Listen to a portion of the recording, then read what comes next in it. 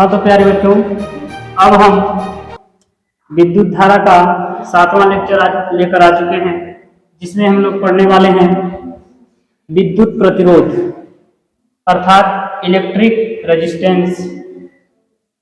हमने 6वां लेक्चर में बात किया था कि ओम के नियम में हमने जब ओम का फार्मूला इस तरीके से बताया गया था कि बहने वाली धारा विभवांतर के समानुपाती होती है, तो यहाँ पे एक कांस्टेंट का मल्टीप्लाई हुआ था V बराबर R इंटू आई, यानी यही जो R है यहाँ पे यही हमारा क्या है, प्रतिरोध है। तो इसी के बारे में हम लोग आज चर्चा करेंगे कि विद्युत प्रतिरोध की परिभाषा क्या है, इसे किससे दर्शाते हैं और इसका मात्रक क्या होता है, इस पर हम लोग चर्चा करेंगे।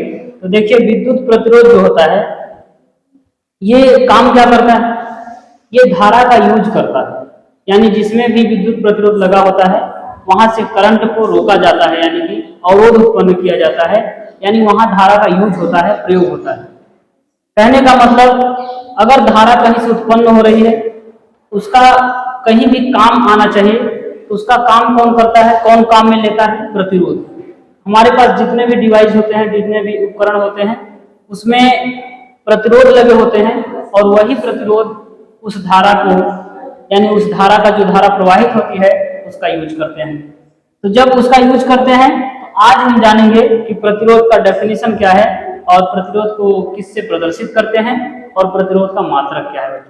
आज के लेक्चर में हम लोग ये चीज पढ़ेंगे। तो देखिए, विद्युत प्रतिरोध, इलेक्ट्रिक रेजिस्टेंस। इलेक्ट्रिक रेजिस्टेंस होता क्या है कि किसी चालक तार का विद्युत प्रतिरोध उस चालक तार के सिरों के बीच उत्पन्न विभवांतर V तथा उस चालक तार में प्रवाहित धारा I के अनुपात के बराबर होता है। और जब प्रतिरोध R बराबर V/I होगा, आपको पता होगा कि ये जो विभवांतर होता है इसका मात्रक क्या होता है, वोल्ट होता है। अब वोल्ट होता है और प्रति I मतलब धारा है, और धारा का मात्रक क्या होता है, एम्पियर। तो हम यानी कह सकते हैं कि जो हमारा ये रेजिस्टेंस है, ये जो हमारा रेजिस्टेंस है, हम इसका मात्रक वोल्ट प्रति एम्पियर भी कह सकते हैं, क्योंकि V/I है। V का मात्रक वोल्ट और I का मात्रक एम्पियर, क्योंकि V हमारा विभवांतर और I क्या है, धारा है। इसका मात्रक हम वोल्ट प्रति एम्पियर भी लिख सकते हैं। और मेन मात्रक क्या है इसका, अगर जहां हम हमेशा हमको देखने को मिलता है कि प्रतिरोध का मात्रक क्या होता है, तो हम अपने हर एक जगह जब भी प्रतिरोध का मात्रक देखते हैं तो ओम, यही वोल्ट प्रति मीटर 1 ओम के बराबर होता है। यानी हम लोग कहते हैं कि इसका मात्रक क्या है, ओम, जिसको इस तरीके के साइन से प्रदर्शित करते हैं, यानी प्रतिरोध का मात्रक ओम होता है। तो चलिए अब हम परिभाषा की तरफ चलते हैं कि रेजिस्टेंस का जो परिभाषा है वो क्या है। यहाँ पे देखिए ध्यान से, ये लिखा गया है और एक बात ध्यान में दीजिएगा कि ये जो परिभाषा बना है ना, ये इस फार्मूले की अकॉर्डिंग बना है। इस फार्मूले के अकॉर्डिंग अगर कहा जाए तो किसी चालक तार का प्रतिरोध उस चालक तार के सिरों के बीच उत्पन्न विभवांतर तथा उसमें प्रवाहित धारा I के अनुपात के बराबर होता है।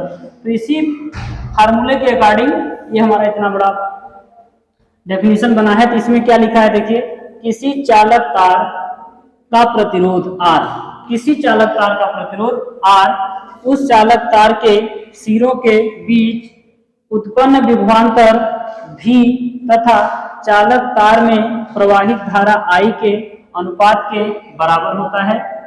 इसे कैपिटल R से प्रदर्शित करते हैं और जो इसका मात्रक होता है वोल्ट प्रति एम्पियर या ओम होता है।